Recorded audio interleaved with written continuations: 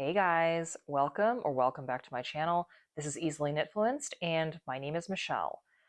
Bit of a different episode today. I am going to talk today about 5 different ways that knitting has changed the way I shop for knitwear and sweaters and other garments, especially. Um, for context, it's been about 2 years since I first started knitting and making my own garments. Prior to that, I spent a long time knitting accessories basically, so and some home goods. So I did a lot of scarves, did a lot of cowls, some hats. I did a ton of blankets, and then around this time in 2022 I embarked on making my first sweater. And so if you've been following me, you've seen kind of the projects I'm working on now, so I won't go into all that, but it kind of made me reflect today on what has changed about how I approach retail shopping for knitwear, especially garments. So I kind of narrowed it down into 5 different ways this has changed. So we'll run through those today, and let me know if you guys feel similarly, if you're knitters, or if you're not and you want to get into it. If you think these would be changes you'd see, let's talk about it in the comments. So the first and foremost, most obvious way that this has changed how I approach shopping or not shopping, as the case may be for knitwear, is quantity. So I definitely buy a lot less knitwear than I did previously. The way I used to buy knitwear was frankly a little bit nuts. I would find a thing that I thought I liked, and if it was, you know, even decently comfortable, I would just go and buy it in every color that I liked. So I have in my closet over there, I've got stacks of Nordstrom sweaters that, I bought one color and then I decided I liked it and I bought 3 more colors. I would just I would just buy things in bulk almost when it came to knitwear. And inevitably, it just meant that I didn't love any individual garment that much. So none of them were very special, none of them stood out. I think I think a lot more about what I'm wearing now and why, because I think knitting my own garments has really made me slow down because it is a time commitment, right? It's a time commitment. It's a commitment of effort and time. And so you don't really get to just spray and pray that something you buy works out. With knitting, it's sort of like, if it turns out you don't like this, it's going to be kind of a bummer, right? So I've become a lot more thoughtful about what I like, what pairs well, what goes well with everything else I have in my wardrobe, what I don't have that I need to kind of fill a gap for. And I never used to think about that. I would just think, oh, a pretty color in a crew neck, I'm going to buy it. And I'm definitely much more thoughtful, much more deliberate now than I used to be. The second way that knitting has changed how I shop retail for sweaters and other garments is construction. Again, something I never crossed my mind before.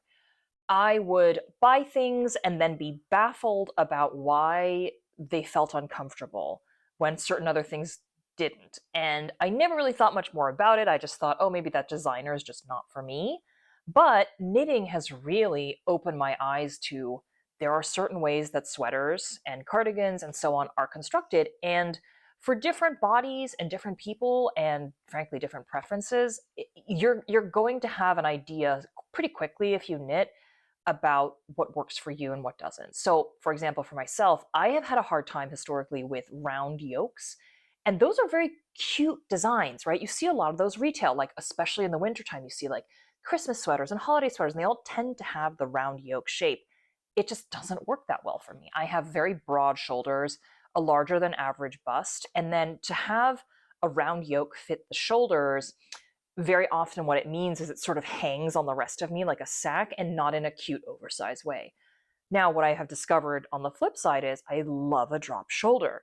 Love a drop shoulder, love a saddle shoulder, set in sleeves for sure. All of those work really well for me. So being able to make my own garments has made me realize quite acutely that there are things that I feel work well and are quite effortless for me, a somewhat oversized drop shoulder, for example, versus a round yoke where, I would really have to pay attention when shopping for those because that's not a, an easy buy like that. I would really need to find one that coincidentally just fits really, really well. So something I definitely avoid now. And, I'm just a lot more careful with, I think. I don't really, never really thought about it before, never looked into it. And now I absolutely think about it. First and foremost, almost is okay, what kind of construction is this? Is it going to be comfortable? Will I like how it fits on my body? Okay, so the third way that I think knitting has changed my approach to shopping for knitwear is sizing. As I mentioned earlier, the point about comfort, I think I used to buy knitwear in the same size that I would buy, for example, a tightly fitting t shirt. And then I would be confused about why this sweater I bought was so uncomfortable and how I was noticing it all day. Because let's be honest, no matter how good the fiber, so whether it's wool or cashmere or merino, if you have bought a very tight sweater and it's riding up into your armpit as you're walking through New York City and you're getting a little sweaty, if you know, you know, it's not a nice feeling. And I would just be noticing these sweaters all day on my body.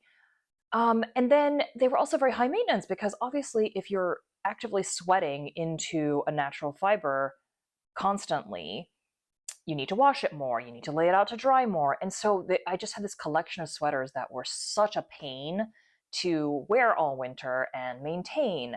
And it just became very high maintenance. And I think the online knitting world has really opened my eyes to the value of positive ease. So I am a positive ease stan girly. That is my thing.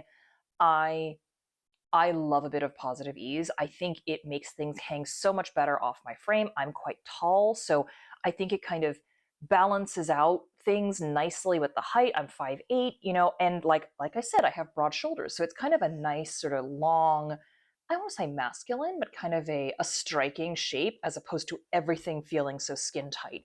And it also means that maintenance wise, it's a lot easier because I'm not actively sweating into these garments all day long and, making them smell and making them feel uncomfortable and so on and so forth. So I absolutely think about size differently and will often go for a size bigger than what I would normally buy in that brand if I'm thinking about knitwear. Especially sweaters, especially cardigans. Vests may be a little different because, obviously I would wear those differently. But yeah, everything else, I'm looking for a little bit of oversize. Not like hanging like a sack off me, but that positive ease, that sweet spot of positive ease, 4 or 5 inches, something like that. That's what I'm always aiming for now. So that's a big change from how I used to do things.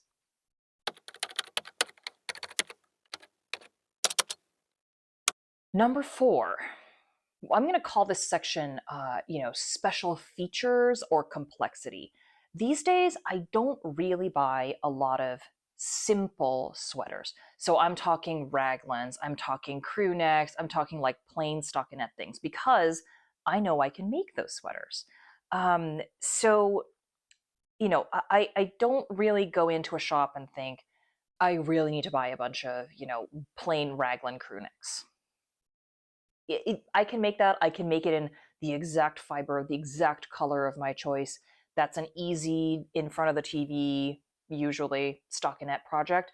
But what I do gravitate towards more is things that are kind of complex that maybe I can't really be bothered to make myself, or that I know would cost me a ton of money to make myself in terms of the fiber I'd have to get. So, that's stuff like, for example, cashmere in lace pattern. So I have an example of that here. This is a White and Warren sweater that I bought years ago. It's 100% cashmere.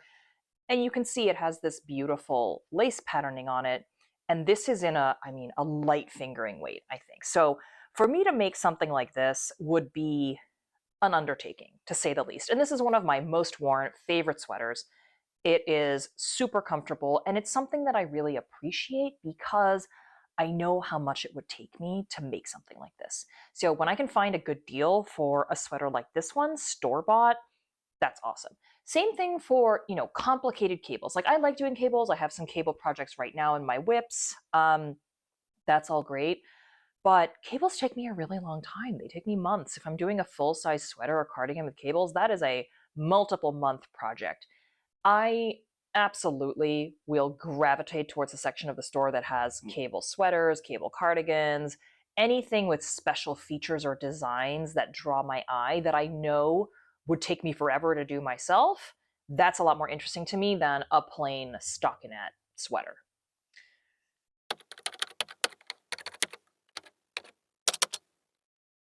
All right, then last but not least, number 5, fiber content.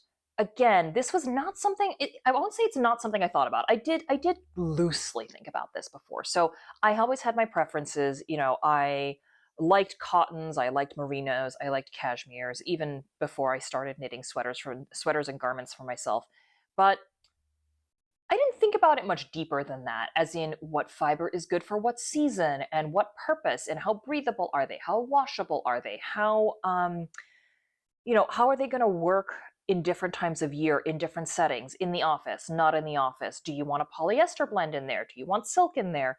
So never thought about that stuff until I got onto knitting my own garments, number one, and then actually watching other YouTubers and yarn company owners speak about fiber content on their YouTube channels or on Instagram or on TikTok.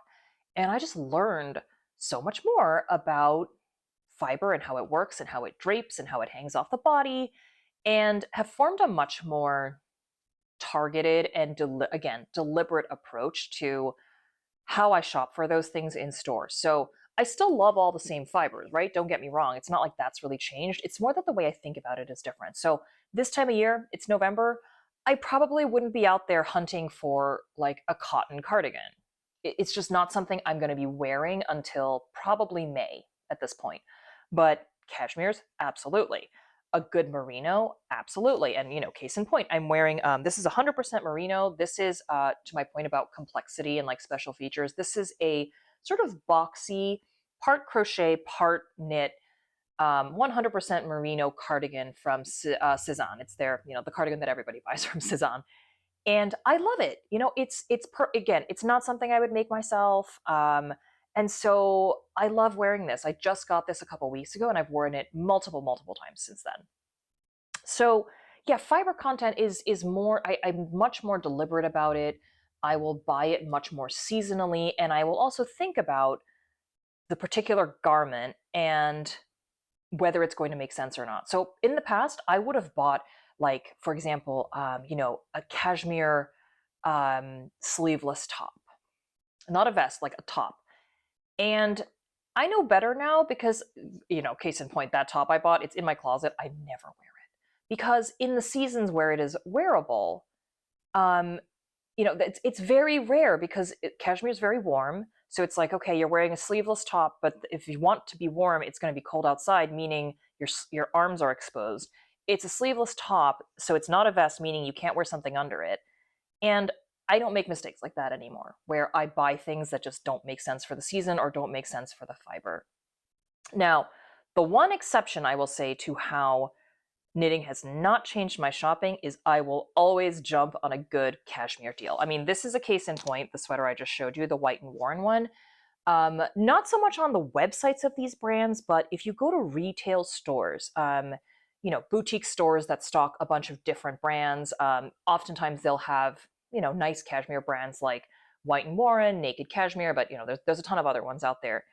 Um, if you wait for a sale, they will often be selling these things way below any discount you would get on cashmere yarn. So I think I bought this sweater for, I don't know, like just over $100 or something, which is probably like a 60% discount on where this was full price. So I have yet to see, if you guys know of any, please let me know, but I have yet to see a sale on a 100% cashmere yarn that is that much of a discount. So I will, for my rules, if you want to call them that, I guess my guidelines to myself, definitely get a little bit more flexible when I find cashmere, like good quality cashmere, on sale. Because even if I wanted to make it myself, the yarn would never be that cheap. So that's the one exception I'll make. And I think commercially that is where you can still get a really good deal on stuff. Even if you're talking like a really basic construction, I will still buy that. over making it myself because it'll be cheaper.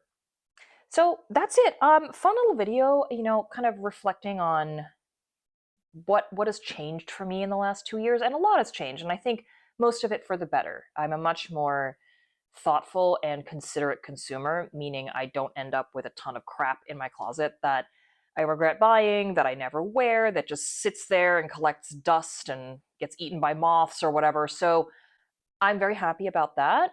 So we're going to see if, as I continue to improve my knitting skills, maybe these views will change even more. But this is just my reflection on the last 2 years. So let me know if you're a knitter, if you're a crocheter, how has that changed your view of retail products, of how you shop for those products, of how you approach the process of shopping? Really curious if other people have had similar experiences. So leave me a comment down below, like and subscribe if you like this video and you want to see more things like this. Otherwise, thank you guys for tuning in as always, and I will catch you next time. Bye for now.